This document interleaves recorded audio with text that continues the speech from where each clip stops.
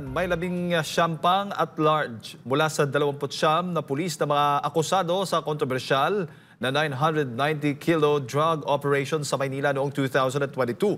Ito matapos na sumuko ang 10 pulis na kasalukuyang nasa kustodiya po ng PNP. Narito ang balita ni Paul Montibon. Kinumpirma ng Philippine National Police o PNP Public Information Office ang pagsuko ng 10 akusadong pulis na isinasangkot sa 990 kilo shabu drug haul sa Maynila noong taong 2022. Kasalukuyan ng nasa kustodiya ng PNP ang isang police lieutenant colonel, isang police major, isang police captain, isang police lieutenant, isang police executive master sergeant, isang police senior master sergeant at 4 na patrolman, habang nananatili namang at large ang 19 pang pulis. As of 10:20 po ngayong araw ay 10 sa 29 po na akusado dito po sa kaso involving the 990 kilos ang accounted na po natin. 10 po ang naaresto at isa naman po ang sumuko. Doon po sa 10 ay 8 po ang nasa aktibo pa pong pulis at 2 po ang optionally retired na po. At ang 4 po dyan ay nasa custody po ng CIDG, 2 active, 2 retired. Isa po ang hawak ng IMEG, yung isa pong sumuko. 2 po ang hawak po ng Pasay City Police Station.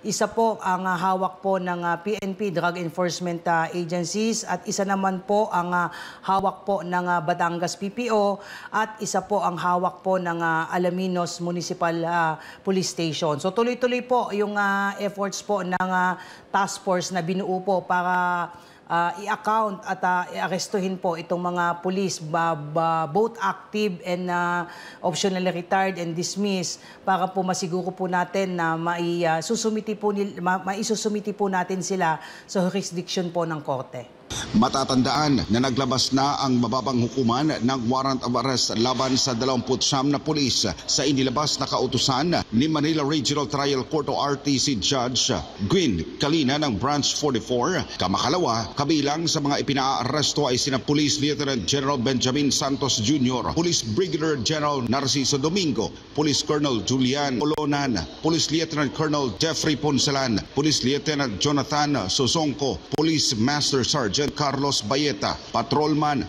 Justine Peter Giar, Patrolman Romer Bugarin, Patrolman Hasan Calao, Patrolman Dennis Carlino, Police Corporal Joshua Ivan Baltasar, Patrolman Nathaniel Gomez, Police Lieutenant Ashraf Amerol, Police Senior Master Sergeant Jerwin Rebosora, Police Senior Master Sergeant Marian Mananghaya, Police Master Sergeant Lorenzo Catarata, Police Staff Sergeant Arnold Tibay, Police Colonel Arnulfo Ibanez, Police Lieutenant Colonel Glenn Gonzales, Police Major Michael Angelo Salmingo, Police Lieutenant Randolph Piñon, Patrolman Mario Achuela, Patrolman Windel De Ramos, Police Lieutenant Silverio Bulieser III, Police Chief Master Sergeant Emmanuel Docena, Police Master Sergeant Alejandro Flores, Police Corporal John Roland Gelasio, Patrolman James Osalvo at Patrolman Danios Camacho.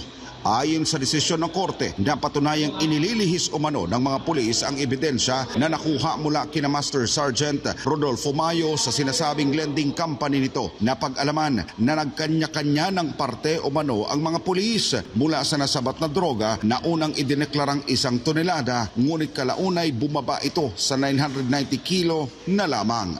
Para sa Diyos at sa Pilipinas kong mahal, nag-uulat Paul Montibon, SMNI News.